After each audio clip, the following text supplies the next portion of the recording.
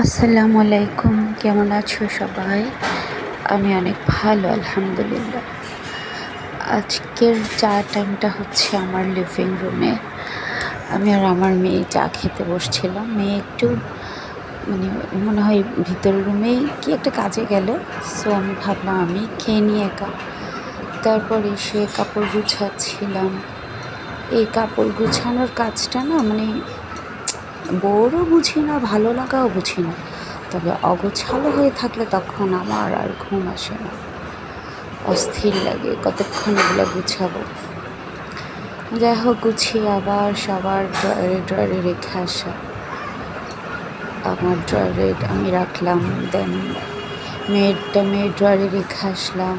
এটা হচ্ছে আমার ছেলের রুমে যাচ্ছি। আমার ছেলের রুমটা আমার লিভিং রুমের পাশে। আর ওর ওয়ারড্রবের কথা কি বলবো। ভালো থেকো সবাই।